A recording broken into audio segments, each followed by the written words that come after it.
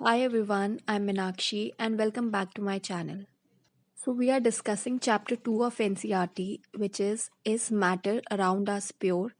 इस पर ऑलरेडी मैंने एक वीडियो बनाई हुई है जिसमें हमने प्योर सब्सटेंसेस और मिक्सचर्स के बीच में डिफरेंस समझा था and then we classified the mixtures into its two types homogeneous and heterogeneous और उसके बारे में जाना था. So today we will discuss about the difference between solutions, colloids and suspensions. Solutions पर भी मैं पार्ट 1 में अच्छी तरीके से इन डिटेल डिस्कस कर चुकी हूँ बट इस वीडियो में मैं उस पर फिर से एक बार ओवरव्यू दे दूँगी. So let's get started. So let us now first talk about solutions. Solutions का बहुत कॉमन एग्जांपल है सॉल्ट सॉल्यूशन जिसमें हम सॉल्ट को डिसॉल्व करते हैं पानी के अंदर. So the first property of solutions is that it is a homogeneous mixture. ये पूरा मिक्सचर एक यूनिफॉर्म कॉम्पोजिशन का होता है. सॉल्ट अच्छी तरीके से पानी में घुल जाता है. The word homo itself means same. Solution में दो कंपोनेंट्स होते हैं. First is the solute and second is the solvent. Salt solution में सॉल्ट एक सोल्यूट है और पानी एक सॉल्वेंट है. तो जो लार्जर क्वांटिटी में पार्ट होता है वो सॉल्वेंट होता है और जिसको हम डिसॉल्व करते हैं वो सोल्यूट होता है. सॉल्यूशन में पार्टिकल्स का साइज बहुत छोटा होता है. It is less than 1 nanometre in size. 1 nanometre 10 to the power -9 metres के इक्वलेंट होता है. इसका मतलब इसका साइज 1 बिलियंथ ऑफ अ मीटर है. क्योंकि इन पार्टिकल्स का साइज बहुत छोटा होता है इनको हम अपनी आंखों से नहीं देख पाते. Now the second thing is that the particles do not scatter light. अगर हमने एक सॉल्यूशन लिया ग्लास में और उस पर से लाइट पास कराई तो सॉल्यूशन के अंदर हमें लाइट नहीं दिखेगी. पार्टिकल्स का साइज इतना छोटा होता है कि अगर उस पर लाइट पड़े भी तो वो बहुत कम स्कैटर कर पाते हैं और इतनी फेंट होती है कि वो हमें आंखों से दिखाई नहीं देती. So the particles do not scatter the light falling on them. Now the third thing is that solutions are very stable. So solute is completely dissolved in the solvent और solute particles separate out होकर नीचे नहीं बैठते. So the solutions are very stable. Solution के particles को filtration से भी अलग नहीं करा जाता. Solution के बहुत सारे examples हैं. For example, sugar solution, tincture of iodine, alloys. About all of them I have discussed in the previous video.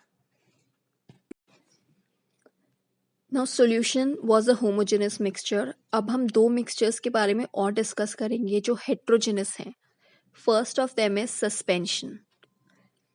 Suspension एक हेट्रोजेनस मिक्सचर है and the word hetero means different. Suspension का एक बहुत easy example जो आपको आसानी से समझ आ जाएगा वो है mixture of soil and water, जिसमें हम पानी के अंदर कुछ सॉइल को मिला देते हैं. तो सॉइल को पानी के अंदर मिलाने के बाद आप देखेंगे कि कुछ समय तक वो मिला रहता है but eventually it start setting down. जितने भी सॉइल के पार्टिकल्स होते हैं वो धीरे धीरे नीचे बैठने लग जाते हैं. तो आप ऊपर का कॉम्पोजिशन अलग हो जाएगा और नीचे का अलग हो जाएगा. इसीलिए इन मिक्सचर्स को हेट्रोजेनस मिक्सचर बोला जाता है. अब सॉल्यूशंस में हमने देखा था कि पार्टिकल्स डिसॉल्व हो जाते हैं completely in the solvent but suspension में ये केस नहीं है. सस्पेंशन में पार्टिकल्स डिसॉल्व नहीं होते and they settle down at the bottom और इसमें पार्टिकल्स का साइज बड़ा होता है and we can see them. These particles are visible to the naked eye. So this becomes the second property of suspension that particles can be seen by the naked eye.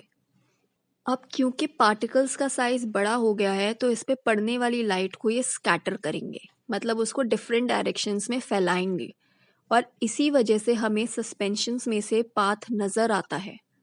So the path of the light becomes visible in a suspension. But ये तब तक ही होता है जब तक वो particles settle down नहीं हो जाते.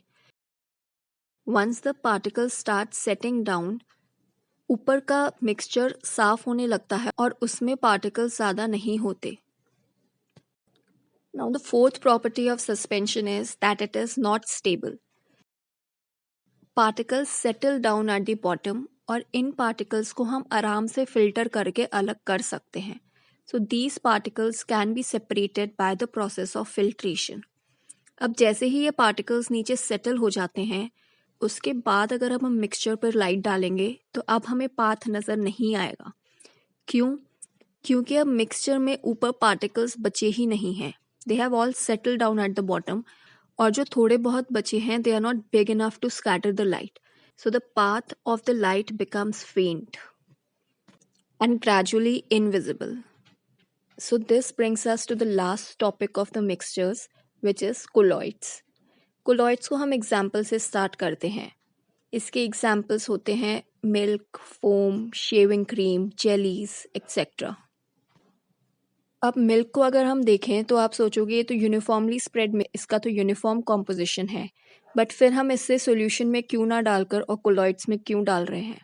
तो ये हमें ऊपर से होमोजेनस दिखता है, but at the particle level it is not homogeneous, it is a heterogeneous mixture. इसमें पार्टिकल्स इवनली डिस्ट्रीब्यूटेड नहीं होते हैं. Now coming to the second point, इसमें पार्टिकल का साइज सॉल्यूशन से बड़ा और सस्पेंशन से छोटा होता है. So it is intermediate in between that of solutions and suspensions.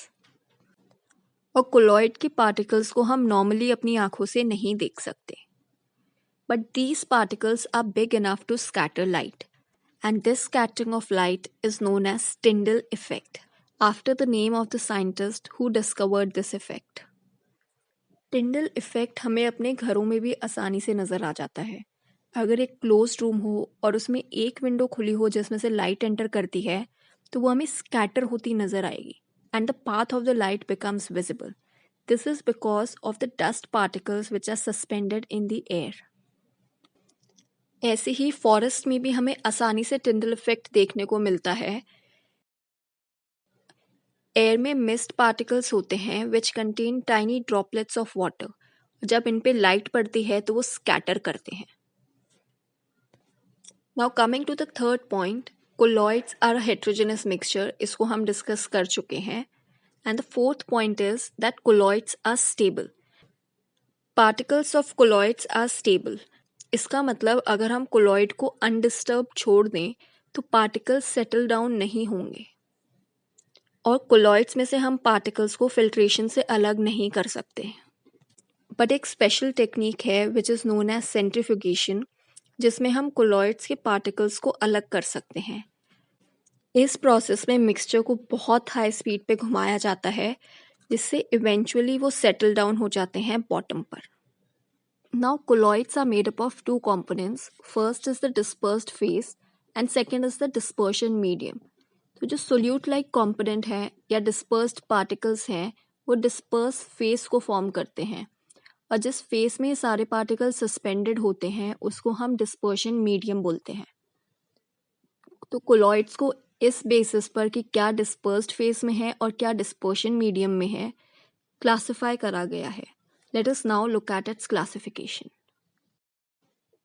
तो अगर एक लिक्विड डिस्पर्स्ड फेस को फॉर्म कर रहा है और डिस्पर्शन मीडियम गैस है, इसका मतलब लिक्विड इन गैस, इस टाइप के कोलॉइड्स को हम एरोसॉल बोलते हैं, और इसके कुछ एग्जांपल्स हैं fog, cloud, mist.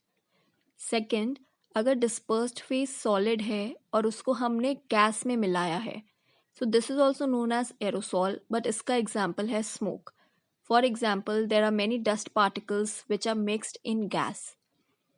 Third is gas in liquid, मतलब गैस के पार्टिकल्स को हमने लिक्विड में बुलाया है, इसको हम फोम बोलते हैं, और इसका एग्जाम्पल है शेविंग क्रीम.